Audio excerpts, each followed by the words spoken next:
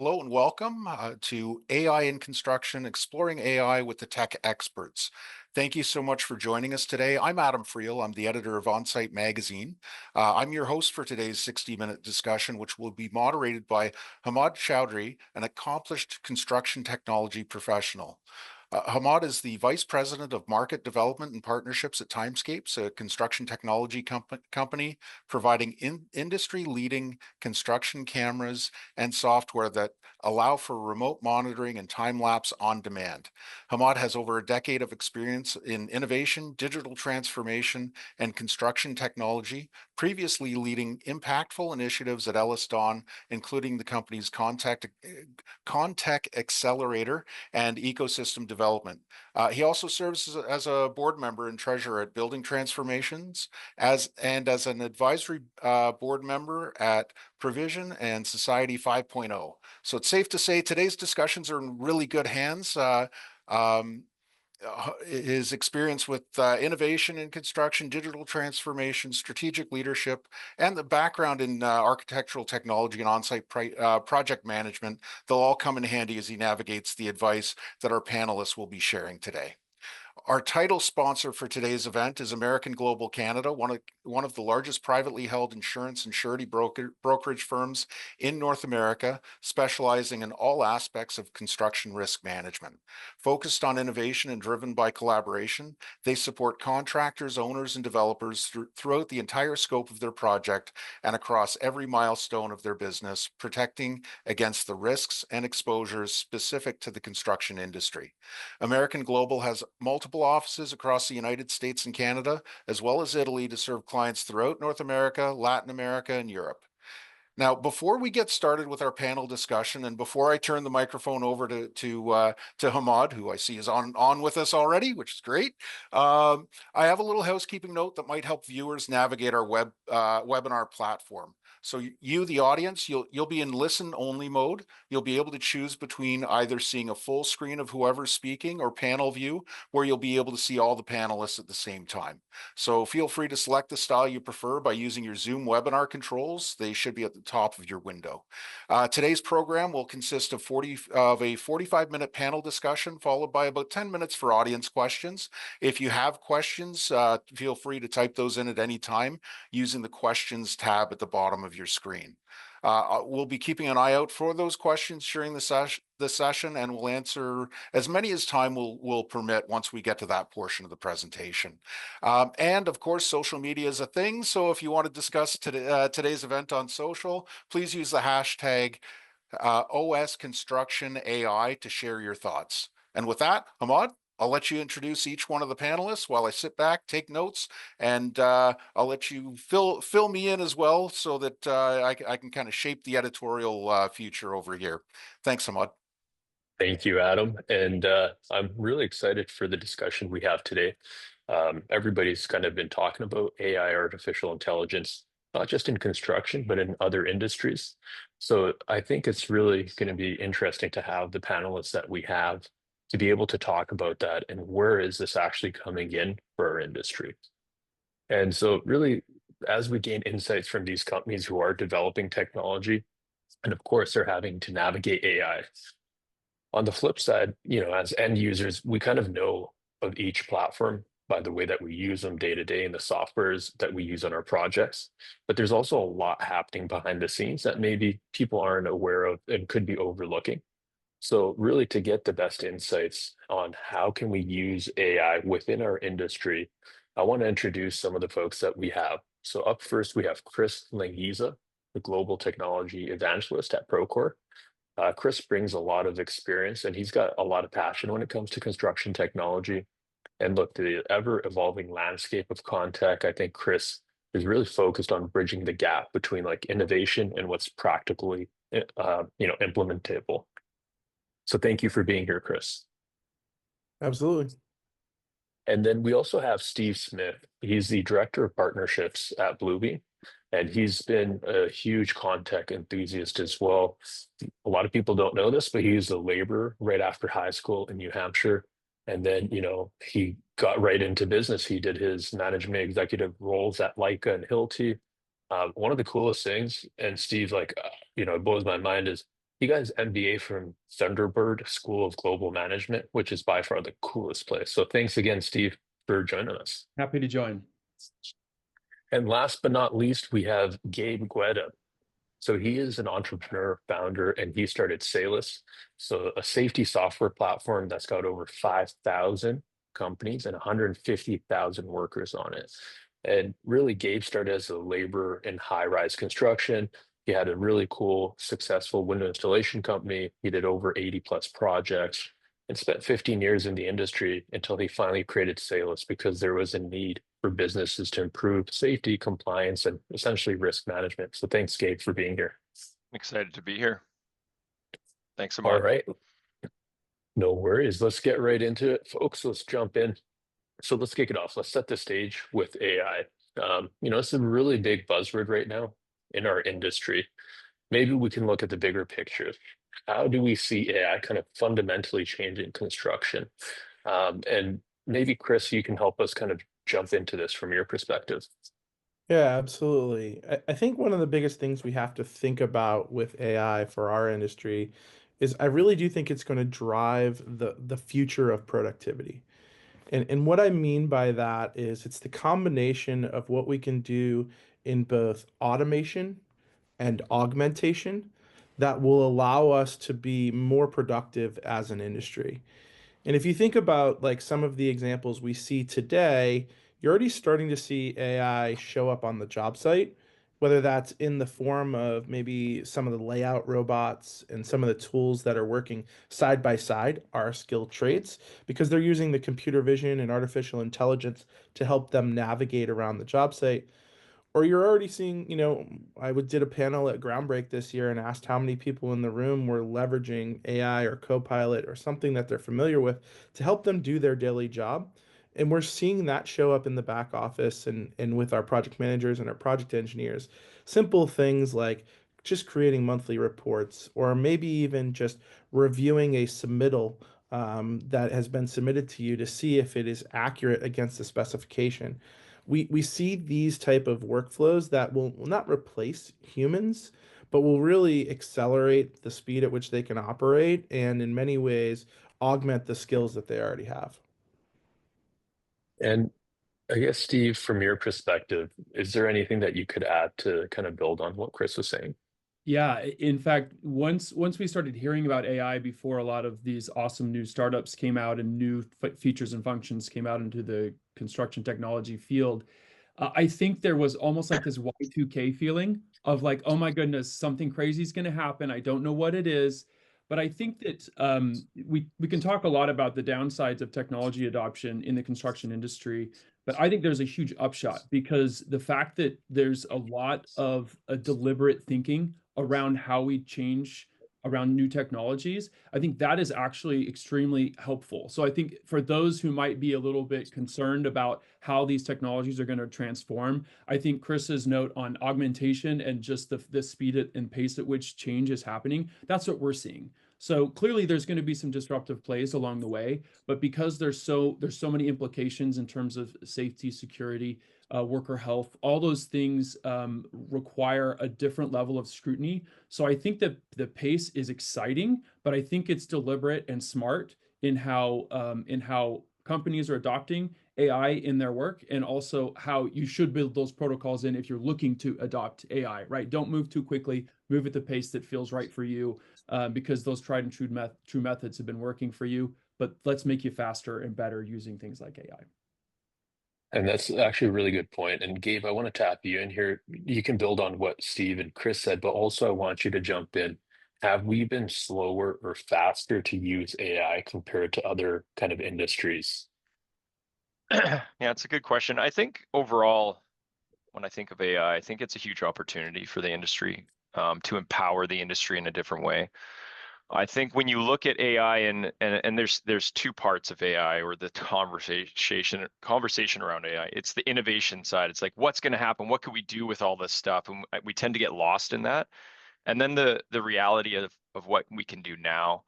And I think the biggest thing that excites me is it empowers the industry around the things that I don't actually think humans should be doing. I don't actually think it makes us better or more powerful at what we do in this industry, the mundane tasks that we have to do. And as you, even just as you go back in the industry, when you look at the introduction of technology, whether it's tool technology or software, it's typically attacking those mundane tasks, right? Like, should somebody use a hammer to chip out concrete? Or should they use a hammer drill to chip out concrete, right? Should we actually be going through drawings in the ways that we used to, around having to print up all these drawings and go through in details and actually physically draw drawings? Or did software help us solve that? Because the architect that was doing that, is their education and the power that they have to serve the industry best used doing that? Absolutely not. And so I think when you look at AI, it's the next layer there of intelligence that we can empower the workforce to have this tool that actually allows them to show what they can really do.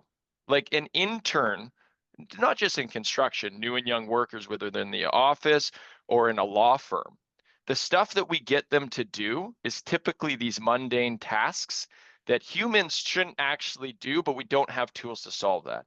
Imagine a world where you actually start educating the new and young workforce 5 years faster, because those things don't need to be done. They empower them, just like a calculator empowers people. So I know that's a kind of long No, answer to that, but I that's think awesome. that's really what excites me. And Hamad, can I just yeah, add a little yeah, one jump in, other thing to Chris. there? I think that's really interesting here is, we talk about AI, and sometimes I've heard people refer to it as artificial interns, right? And Gabe just made an incredibly great point, right? Like, when you talk about interns and you getting them up to speed to be effective, what do you have to do? You have to spend time teaching them. Yeah. AI is just a tool. You've got to use it the right way, and you've got to teach it the things you want it to know. And similarly, we need to be able to spend more time educating the future workforce, right? And we can empower them with these tools that have been trained on the things that we want them to know, so they can spend time on the critical tasks that add more value, and that they, quite frankly, get more satisfaction out of, rather than, reviewing a door schedule, or like just checking specifications against the submittal. Like, those are things Totally. that we can automate, and it just brings so much more value to a project. Well, Chris, Yeah, I think, like, when you look at the journey of, well, one of the issues in construction is workforce. We're losing the experience in the workforce to Mhm. retirement, to whatever it may be, and there's a huge gap there. And when you have these new and young workers come in, and you have them spending time on these things like creating a document, reviewing documents, all this stuff, that's not actually what we really need them to do with the Mhm. experiential journey, right? We need them to get in there, understand the industry, see the failures, be a part of it.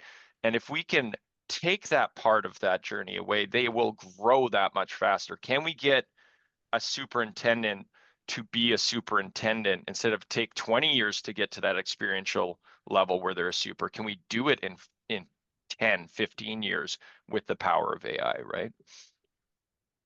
man, you guys are hitting some really key points there. So one thing you're making me think of, Chris, and Gabe, from that was like the "Hey, Chat GPT, finish this building," right? Mhm. That kind of whole marketing thing that happened. Before we jump on, I just want to remind everyone, hashtag OS Construction AI. So if you're on LinkedIn, Instagram, Twitter, X, whatever it's called now, don't forget to do that and share your thoughts.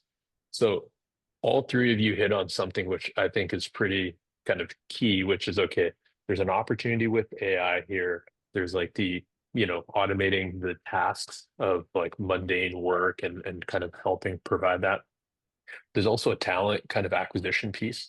Young folks coming into the industry are starting to ask companies, right? Like, hey, what kind of AI tools do you leverage? With all that kind of being said, there's this thing that I always used to get when I was on site or trying to work with some of the folks there was, hey, is AI a black box? And, I want you to help me kind of understand and explain what's happening behind the scenes. And when we talk about AI, what does that actually mean? And really quickly, maybe Gabe, you can kind of start that off. Well, Hamad, I got a quick question around that first. When you say this black box, what do you feel like they mean when they say black box? Are they saying we don't know where our data is going when we interact with it? Or what is the frame of mind that you're That's coming from that? Yeah, that's a good point. So I think there's probably a couple of angles. One is we don't even know what's happening there. behind the scenes? Mhm. How does it work? How does it do that? And then to your point, what's happening with the information and data afterwards? Yeah, I think that's an important question to ask. I think that it is important for everybody to understand what they're interacting with, right? How, like, here's the reality of AI. And again, I'm not an AI specialist, okay? Like, this is all my perspective on things. There's people that know a lot more, probably going to completely disagree with me. But the reality is the construction tools that are out there today, 98% of them, we're using tools that already exist, training them on what our product does best, and enhancing them to solve a problem, right? And what I mean by that is there's companies out there that have raised billions of dollars to be cutting edge of AI, right? Most construction tech companies that are leveraging AI are not going to go and enter that race. We are going to reap the rewards of that, just like the tool industry, right? We're not going to go build, the industry doesn't go build their own tools. They bet on the people that are building the best tools and make sure they're on the cutting edge of what's coming out next with those tools. And it's no different in AI. So you have to make sure that you're educating yourself, understanding what the market is doing, right? Understanding how they're developing it, what they're doing with this data. Is it being trained on industry-wide data? Global data? Is it specifically being trained on just your own company data? What happens with the data when it comes in, when you use it and come into the system? But also the reality around this is, sure, it may feel like a black box because you don't really understand it. But to be honest, like my cell phone's a bit of a black box. I don't really understand what happens when I use my cell phone. And so what you have to focus in on is what are you what are you getting out of this, right? Like AI is absolutely useless if it doesn't have data and it can't be trained on it. So it won't be powerful and you won't get the full benefits out of it unless you actually interact with it and start training these models to be best served for you. And you can actually start looking at AI in a different way. It, is there a competitive advantage with AI? Maybe today there's not as much because a lot of it is solving these tasks that we described on, okay, can your tool read a document and pull data out of it better than my tool? I don't know. But when you start looking at a competitive advantage side, can you actually train an AI model in the future where your competitive advantage, your cultural difference in your company, the way that you interact and do projects and think of projects is inherently different than your competitor? If you start training your AI tools to start replicating that, then maybe you start to have this competitive advantage because the way you use AI is different than the way your competitor uses AI. So that's a very good point. And I got to tag in Steve here because I know Bluebeam went talking about AI, the data, and the implications through an ethical lens. Mm-hmm. So talking about kind of what Gabe was saying about the black box and our phone, we don't really maybe know everything there. What about if it's a black box and the ethical considerations of what happens afterwards and all that kind of stuff? Could you help us with that, Steve? Sure. And they're clearly there's it's not just the ethical side, it's also just the governance and compliance side too. So my background, I was with Leica for 10 years, and one of the big questions with laser scan data is who owns the data. And of course, that's not just for laser scanning data, but it's for data across the board. There's lots of sensitive things that we deal with every day in construction. I'm going to give you an example of one that I think will make some sense. So at Bluebeam, one of the things that we did is we try to keep it more in the meat and potatoes vein of AI. Like, what are our users doing? Like, what are they doing every day, and how can we make that easier? So one of the features that we notice is a lot of users, they compare drawings, like different versions of the same project, but the drawing has been up-revved or something. And so that simple comparison was, let me pick 3 points on these 2 different drawings, overlay them, merge them into one document so I can turn them on, turn the layers on and off. And we noticed that our users, it takes maybe 1.5 to 2 minutes to pick 3 points that are congruent between both of those drawings. And we said, is there a way we could just teach our AI to say, this is the corner, this is the door, this is what we think the best fit is? And that happens in 15 or 20 seconds as opposed to a minute or two. So I think that's one of the core implications for us, at least, to make sure that we're not taking some crazy drawing from some sensitive area. We're just saying, we think this is the same drawing. We think this is how they overlay. Is it right? Yes, check. Okay, you've got your comparison. So I think that's probably the safest thing to do.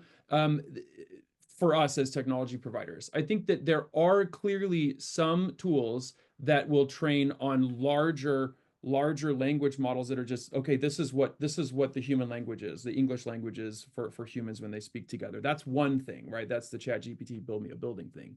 But then there are other tools that are a little more specific, right? Where that service provider will say, we're going to train only on project data, and we all have droves of it, from your company specifically. And so look at the value prop for some of these players to see how they use AI. If you're really concerned about the compliance, the ethical side of it, we try to be very sensitive to our customers' data, and find those opportunities to leverage it in ways that that make sense, save time, and are ethically prudent.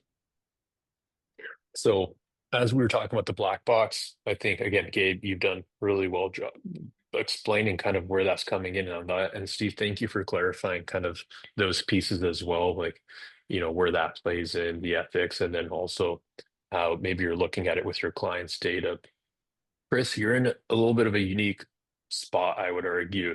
And I need your help to kind of help people understand what is it that, you know, people in the construction industry misunderstand about AI. So like kind of we talked about the black box, the data governance, the ethics, but just from your perspective across North America and the world, what is it that the construction industry is not understanding or misrepresenting about AI?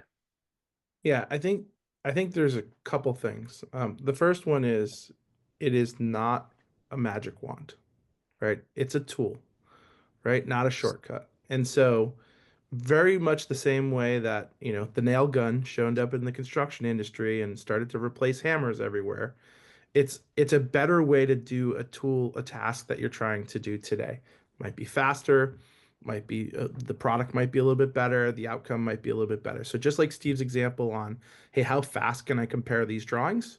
Hey, now I can do it a little bit better. I'm still doing the act of comparing the drawings, and the critical work of seeing what actually changed and using your expertise is still there, right? The second thing I think that's really important is goes back to what Gabe was saying is, the AIs, they're not all created equal, meaning that you can use a generic AI that's just trained on all of the internet, and you're going to get some kind of erroneous answers. It's not going to take your company's culture into play. It's not going to take your policies and procedures into play. It's not going to take, hundreds of thousands of projects, maybe millions of projects that have been done before you into play because it doesn't always have, access to that information. So the second thing to know that I think really matters is specificity matters. AI, especially when it comes to large language models that are trained to do a very specific thing in a very specific area, are going to give you a much higher level of confidence and answer. I mean, we see examples of this in construction tech with things like, document crunch that really focuses solely on contracts and contract language and clauses in contracts. And they are using AI, but they're training it on, hundreds of thousands of contracts in order to go do that. We see that in situations like with some of the things that we're doing with Procore, right? It's just the sheer amount of project volume that we're able to look at or drawings that we're able to look at. These data sets give us a lot of intention around what a construction person would do. They've seen, millions of decisions be made based on what the answers of RFIs or submittals approved or not approved are. And so they can be learned from that. So I think those are really important, is like not all AI is created equal, and it really does make sure that it is specific to the use case you're trying to use it for. And then I think the other piece is like it's not a shortcut. It's a tool. Mm. And if you use it appropriately, it can make you much more effective and much better at your job. Yeah, just Yeah. one quick thing, if I can jump in really Yeah. quickly on this. I already said Y2K, I'm going to use another one. Don't be afraid of the clippy suggestions, right? So the insights that you can derive from the data, for those of you who are a little, if you view it as a black box, if it seems a little bit daunting to approach it, that is an excellent use of AI. And I've seen some excellent examples. You mentioned document crunch, Chris. Great example, right? So if you're looking for something that okay, what does this actually mean? ask your IT teams, ask these construction technology providers, like, what insights can I derive from this data? So, for example, like Chris had said, I'm doing RFIs every day. If you have a tool that can tell you, hey, Chris, the last time you did an RFI, these were the things that you highlighted, and so that redundant work it gets simplified, right? And like Gabe had mentioned, right, we want you to be focusing on your expertise, not on the redundant tasks that we all have to do in our jobs. And I think that, that clippy insight thing is important, and those are the things that I think will really help push the industry forward in their utilization and use of AI. Yeah, I think Clippy was ahead of their time. Yeah. Yeah. And we need Clippy back. But like, just to like double down on that, imagine, like, back to the RFI example, you're writing an RFI and you did your best effort to look and see if the information was somewhere in there, but the Mhm. AI just says, "Hey, we think we found the answer. Do you still want to send this RFI?"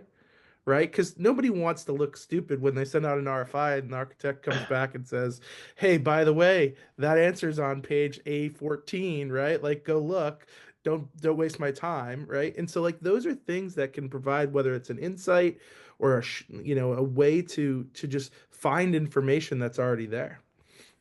yeah, I'll just add one. I think part of the issue here is software. We're part of the problem with the confusion, right? We love, as an industry, construction tech is no different than the rest of the world. We're innovators. We love to talk about what it will do, right? And the problem with what it will do is it's so broad because we actually don't know what it will do. And so we keep going on all these tangents and all these possibilities, but we don't focus enough on what it can do now, right? And so Right. I heard I was listening on LinkedIn to a panel discussion, and I'm not going to name the companies, but they're massive companies, massive AI leading companies in the world. And one of the panelists said, by 2026, AI will be able to be better at everything humans can do, better at everything. And I was like, that's the most ridiculous thing I've ever heard. There's no possible way in 2026 that AI is going to be better than everything we do as humans. It's ridiculous. Right. And so, but the problem with that statement is, sure, okay, use it to motivate, innovate, and drive imagination, but you're also creating fear, right? An immense amount Yeah. of fear around what does that mean, right? And so I'll tell you a story about just some of the reality of today, like what it can do and what it will do or could do. There's a big gap in between right now. The reality of those two things, there's not that much overlap as people think. So we have a team that just focuses on AI, right? That's all they do. Look at the tools out there, build things internally, everything else. One of the things that we were trying to solve was, in safety, communication is huge. You have a form or documents or whatever you need to communicate compliance, complacency disruption. The problem in Yeah. construction is you have so many different languages. So you build something in one language and it's open, sure, scan a QR code, whatever, but the translation, sure, maybe you get that form template in a different language. What happens when they write in a different language and a safety professional or superintendent doesn't speak that language? So we want to build a tool that would just make that fluid. We're like, AI should solve this, no problems. We solved that problem. But you know what we used? Google Translate, because the AI tools out there today were not good enough and accurate enough to actually solve that problem. And so, sure, we solved that problem. But so now look at the gap between what that person just said and what I just described, right? And so I Yeah. think, and I'm not trying to like disparage AI, there's still today a lot of very powerful things that it can do, but it's Mhm. not all encompassing. And I don't think it 100%. will ever be, or maybe not ever, ever is a bold statement, but in the near term future, it's not replacing humans. It's empowering humans, but it's not replacing them. So, I mean, all three of you have hit on such really, really practical pieces, which leads, I think, perfectly into one of the topics that we were talking about earlier, which is how do we actually know the right AI tools, right? So a lot of the folks over the past year have been getting the advice, start small, test it out, and then work your way up. But some of the insights that all three of you provided And like Gabe, you just said this on your own too, your internal teams looking at what's on the market. Same with construction contractors. I'm not worried more about the large contractors. I think they've got the resources and capability. But what about the mid-size and smaller contractors, subcontractors, trade contractors? How can they go and start looking at all these choices in the market and say, okay, maybe here's where we can start. And I know this is not a one size fits all, so I'm putting you in a little tight situation. But Gabe, just because you were just wrapping up, maybe you can hit that up. Yeah, so I think actually one of the things that's really cool about AI is it doesn't matter what size company you are. It doesn't matter if you even work at a company. AI can help you. And it doesn't actually mean you have to go buy a Procore or a Salus or a Bluebeam to go and start learning and using AI tools. The market out there, go start trying these tools out. Understand them. I actually think the dynamic around how software companies and construction companies that interaction and what can be what Procore can do or Salus can do or whatever, and what they do internally is going to change slightly. You're going to have tools that you can use out of the box to solve certain problems. But then there's tools that have to, like, you're not a software company as a construction lead or a general contractor or subcontractor. You're not a software company. That's not your specialty. So then these software companies that is what they do, right? What Procore is best at, what Salus is best at, what Bluebeam is best at. They're going to go take AI and train them on what they do best and make that tool better in the hands of those companies than anyone else, right? And so as a company, don't just get distracted by the advertisements of AI. Like I saw somebody draw an AI help them draw an elephant, right, on a piece of paper. I'm like, that's really cool. It's like, but the practical use of that is like, well, what am I going to do with that, right? And so Mhm. go deeper on that. Don't just look to get distracted by the pretty lights. Go deeper and say, how is this actually solving a problem for my company? Is the problem actually there to be solved? Look at the problems that you have in your company today. And then the first question you start challenging your team for is, can this be solved? Maybe not holistically solved, because I don't think anything is fully solved with AI, but can we make progress using AI to start solving this problem? Ask yourself that question first. Challenge your team, whether you're a 5-person team or a 10,000-person team. Right. Challenge your team to start utilizing AI to see. Most of the time, it might not work, but you're going to learn, you're going to progress, and you're going to understand and hold your software companies accountable too. What are they doing to make our Yeah. lives easier using that tool um, And so, as Gabe, well? that's almost like the concept of business process mapping at an individual level to get to the root of what are we doing here and how does that tie in, which I think is very, very practical. Um, Steve, maybe you can jump in as well. Like, how do we round that out? Because not one size fits all with all the tech. And I think Gabe kind of added a good kind of layer of context. But is there anything else you could say to kind of the small, medium-sized contractors who may not be able to maybe go and get M365 Copilot or something like that kind of up and running? What are some other ways that they can look at the market and start to wiggle down what works, like Gabe was saying, business process mapping? Yeah, one thing I know about the the experts there at the SMB level, right, where there's a couple things that I know about them. They're extremely practical, right? Like this has to be extremely practical. It has to be useful. My teams need to be able to use it, and they're very short on time. I'm very busy, so I think that there are some smaller firms out there that are extremely intentional. Like we are an A first thinking outfit, right? We do that. But I Right. would even go back to your business process mapping comment. And the jobs to be done are still the jobs to be done. And if the solution just so happens to make you more efficient and it's using AI, great. If it's not using AI, you should still do the thing. So I think that the overall philosophy I would give as advice to SMB is look at the overall jobs that need to be done. Where are the sticking points in your operation? And then let's go back down to like the time and the cost of that. The opportunity cost becomes it's all relevant for everyone, but particularly for those SMBs. I know my crew needs a new truck. for example, right? Right. Right. But if you look at something like a Bluebeam, for under 600 Canadian per annum, I'm running X number of projects. I could get Bluebeam to do this, right? And that, do I feel like I'm going to be $20 per project more efficient using this? And if you get down to that level, that's your hurdle rate. And I think that's really where you need to look at your business, look at those processes, where are the sticking points? And that's the first layer. The second Hmm. piece is, once you get there, you can ask those software vendors, just like Gabe was mentioning, how are you using AI and how can I use that?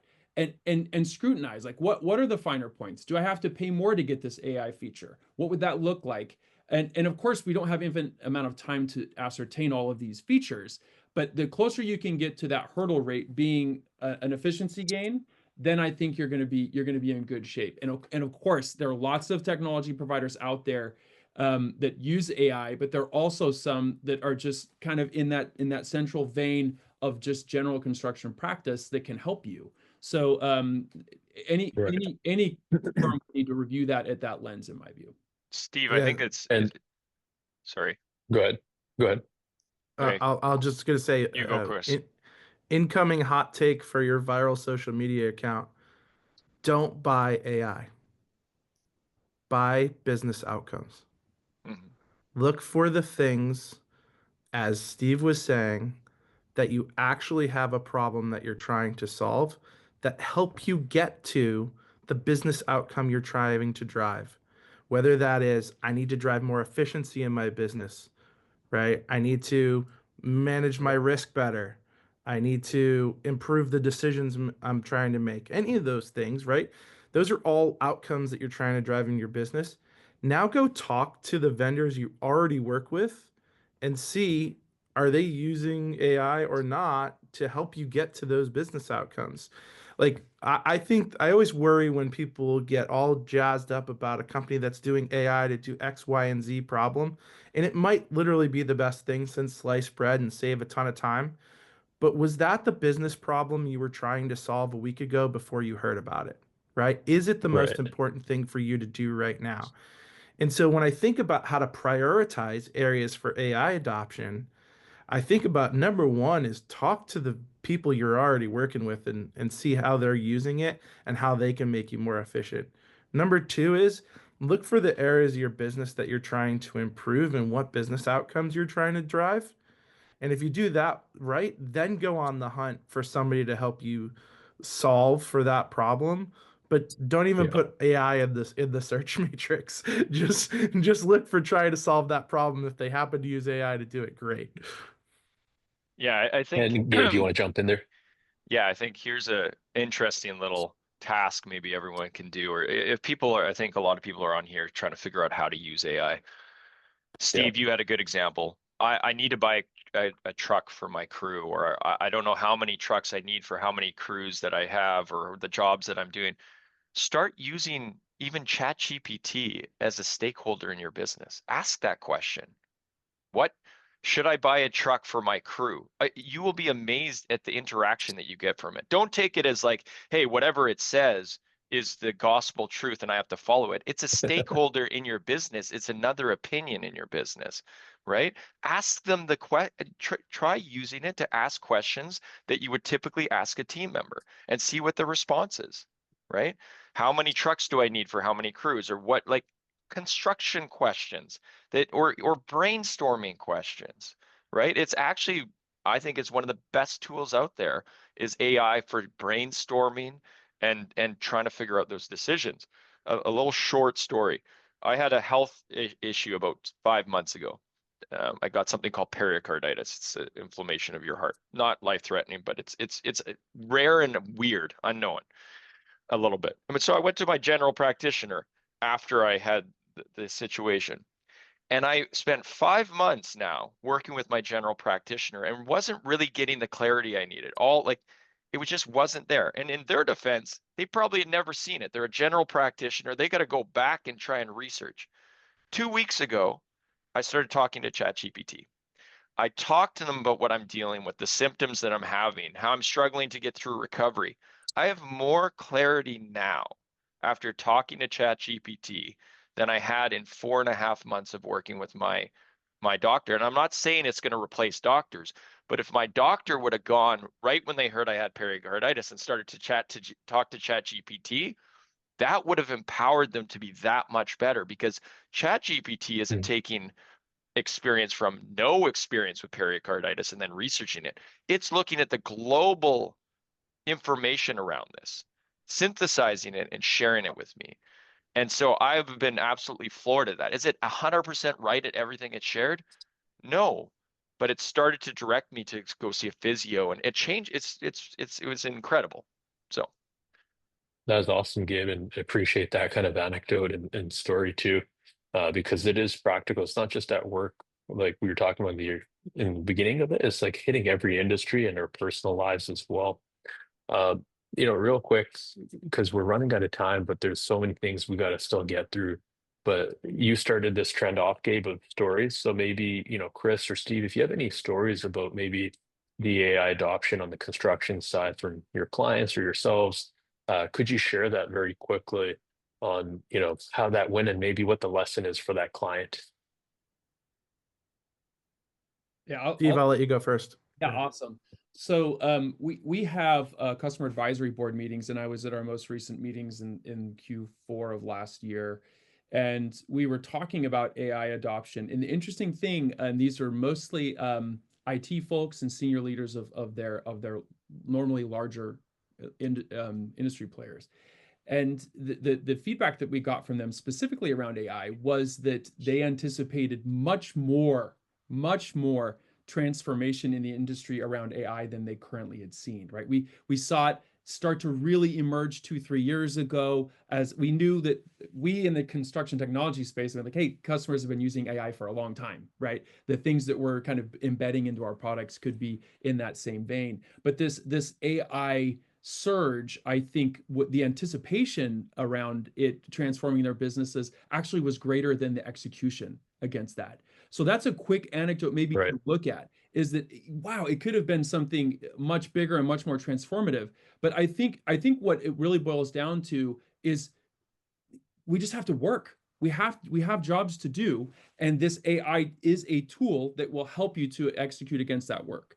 And I think the onus really comes back to us on the construction technology side. Okay, so we have this thing. How the onus is now on us. The ball is in our court to ensure that our users, our technology partners there in the field are executing as at a high level, such that we are hitting these business challenges. Like we talked about SMBs. The biggest challenge for SMBs isn't getting work.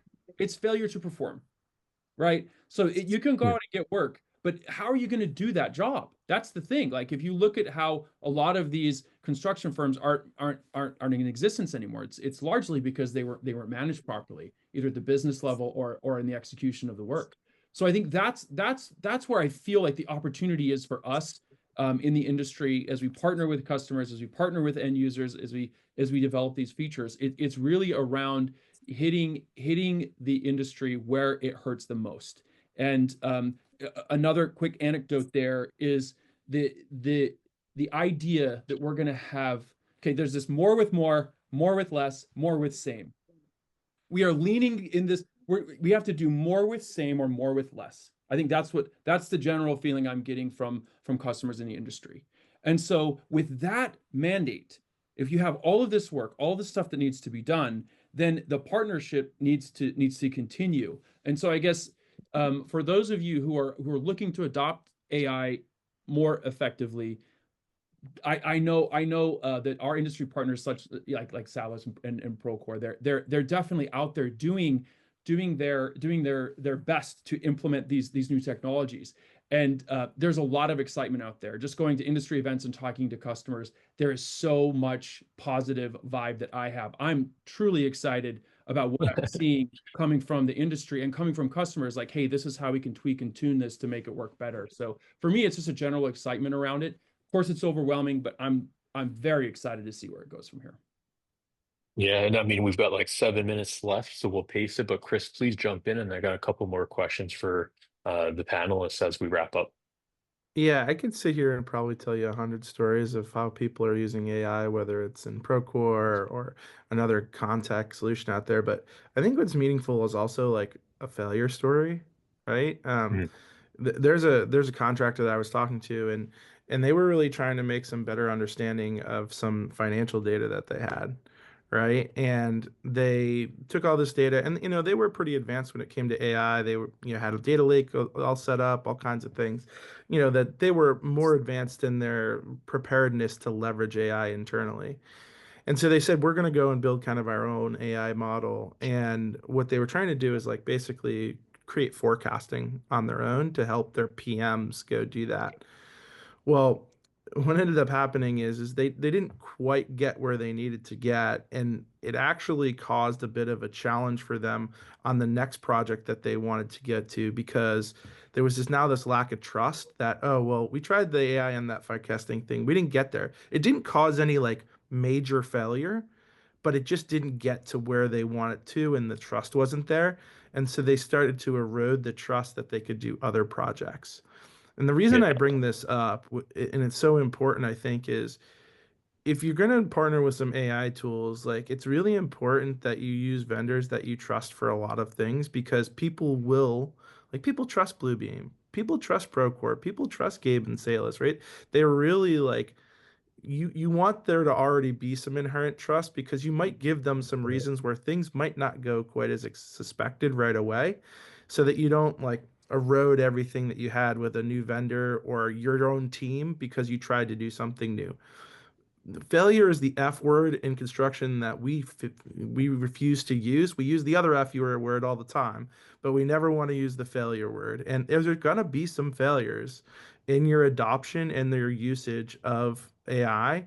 And I just ask that, like, hey, start places you know really, really well first. Yeah, yeah. I'll We've just got add Q&A coming up. So Gabe, I mean, can I ask quickly. you a different one maybe, sh- Just if you one can? Yeah, quick jump in, little jump in. thing to that. So I think and I think it's important. I think what we're describing here is like 4 years ago, like you said, Steve, people are like, oh, it was so exciting, but 4 years have gone by and we haven't seen much. And I think it's Mm. so important that we as an industry, and especially as a software community, we stop focusing on what it will do and start focusing on what it can do now, because the reality is AI is very easy to do a canned demo too. All this Yeah, very protected environment of make it look beautiful and pretty.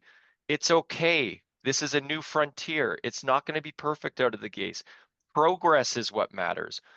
Companies work together to make sure we're solving problems. It doesn't have to be the big picture yet, but work with your software vendors and be a part of that journey and anchor in on what it can do now. Because there's a lot, mhm. but it's not as much as you think. Look, guys, I think we could keep talking for like another hour or two, to be honest. Like, there's so much we haven't gotten into. And I'm sorry, Chris, Steve, and Gabe, I gotta cut it off. But there's a quick rapid fire I'm gonna do. So, like, you have like 5 seconds to answer this, okay? Start off with you, Steve. If you had a magic wand and could solve one of the problems in construction with AI, what would it be? And again, you're not going to be held to this. It's just something for fun. I think transferring insights from the office to the field and back. I think that is one of the biggest areas of friction in any construction team that I've seen, right? Large or small. So finding a way Yeah. to shorten the gap and increase the accuracy of that feedback loop. And I think AI can be a huge feature there. I'll go really And fast. Gabe? I Yeah, was yeah. gonna Go say ahead, I'll go Chris. really fast. +1 to Steve, but not just from field to office, from generation to generation. There is so much knowledge in our senior expertise in this industry that is getting ready to walk away. We need to collect it from them, and I think AI can be the thing that unlocks that for us by just getting experiences and decisions that they've made out of their head and into somewhere that will be able to figure out how to use AI to unlock for others coming down in the future. I'll build on that, but I'll go in a little bit. So trade workers, I think if I could wave a magic wand, get better software adoption from trade workers in the field. the laborers, the carpenters, the electricians, the drywallers. I would love to see a world where trade workers reach for software like they reach for a hammer, intuitively reach for this tool. They use software right now as it's a barrier to getting their job done, and I want to get through that as Right. fast as possible. But if they reach for it like they reach for a hammer, where they're intuitively using it throughout the day, it changes the way construction is done today, and it empowers everything that Steve and Chris just said to the next level. And so I think if we can That's crack that nut, it's incredible, and I think AI can do that. That's pretty powerful, and that's why I love these kind of put you on the spot random questions. But now we've got a couple of Q&As we've got to get through. So the first one coming in is the construction industry is home to many generations. From my perspective, the introduction of software-based construction platforms acted to polarize older and younger generations.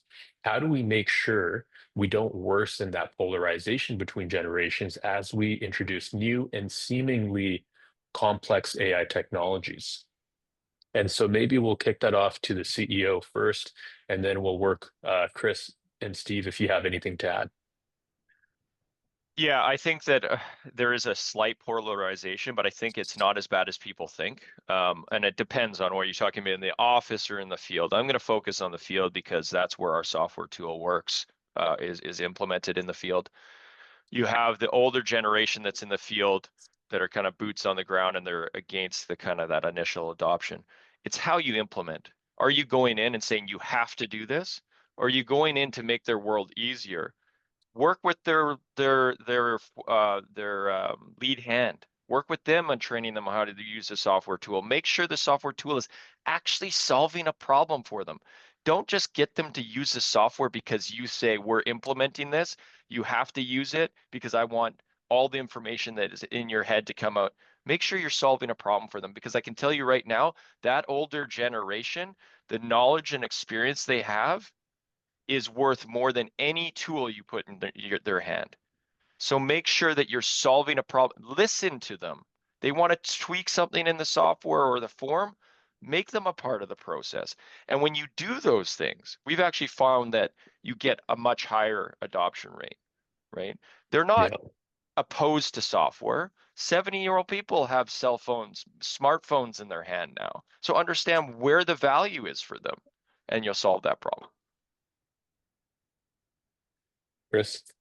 I'll throw one caveat on there. Somebody said to me one time, and I'm sure there was an important person that said this before them, but the best UI is no UI at all.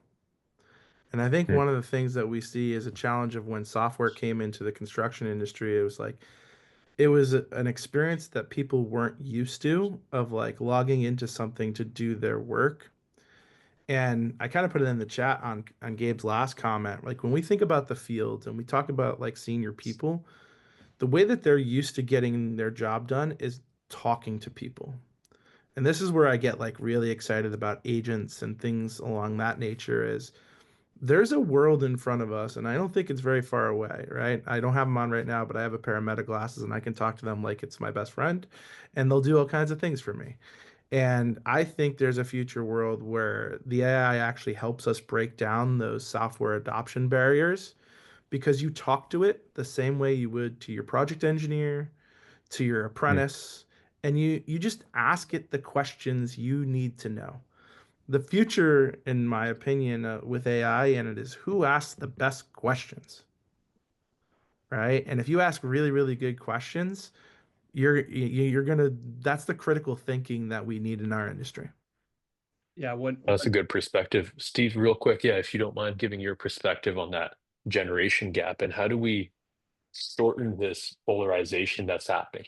yeah, when I was working on construction projects as a laborer, I would drive by a project with my wife in the car, and I would say, hey, we're doing this cool thing. And like within 30 seconds, she's done. She's like, I don't want to talk about this. I don't care about that high rise. I don't care about what you're doing with the pan deck. What is a pan deck? Like stuff like that. I think that those of us who are in the field, we want to talk about it. And so there's skills with younger workers and there's skills with older workers. If you really talk to most older workers, they want to talk about the cool stuff that they've done. So the first, it rolls off their tongues, like this cool project, this cool thing that I did. And this is one of the things that gets lost in the sauce in the built world, is that there's just the intelligence that's behind those who build our world. And so if you can couple that institutional knowledge that resides between people's ears with the technology adoption from digital native employees who are younger in their careers, who can help these older workers to interpret digital tools, but then also absorb that information, and all the best, just like all the better, like you said, Chris, with being able to use an agent to kind of capture all of those insights. I think those firms that can do that elegantly and put this wide gap between the generations a little closer by being intentional about putting those people in the same room, doing the same work. Awesome. Gabe, Chris, Steve, thank you so much. I think the best part about this is one size doesn't fit all. And essentially, the industry is ready to prioritize investment in AI, but we got to look at the business process and the outcomes. And then also, we got to make sure that we're bridging the gap between the folks with experience and the digital natives and combine all those factors together. And also, I just want to remind everyone, myself, Gabe, Chris, Steve, we're all available. If you have questions, reach out, please connect with any of us. More than happy to connect. With that being said, I know we're kind of out of time, so I'm going to pass over the mic to Adam for any final comments, notes, all that kind of stuff. And once again, thank you, gentlemen, so much for your time, for jumping on this call, and hope to catch up soon. Great conversation. Thanks, everybody. Thank you, gentlemen. Thank you. Wow. And Hamad, that was a ton of great information in such a short time frame. It's funny when anytime we start talking about AI, it is really a topic that we could do 3-4 hours, and you start scratching the surface on one idea, and it spawns so much more. A couple things that really hit me is solving problems. That's really what this is about. If AI is practical and useful, absolutely, we will find more people making use of it. Again, maybe that's more to add for the next discussion. But Hamad, thank you for leading today's discussions, and I'd like to thank everyone in our audience for taking the time out of your busy schedules to join us for this webinar. And of course, I've got to express an immense amount of appreciation and gratitude to our panelists, Chris Lengiza of Procore Technologies, Steve Smith of Bluebeam, and Gabe Guetta of Salus. These individuals and their companies were gracious enough to make time to help or to provide time to them to help foster this discussion about this new and emerging technology.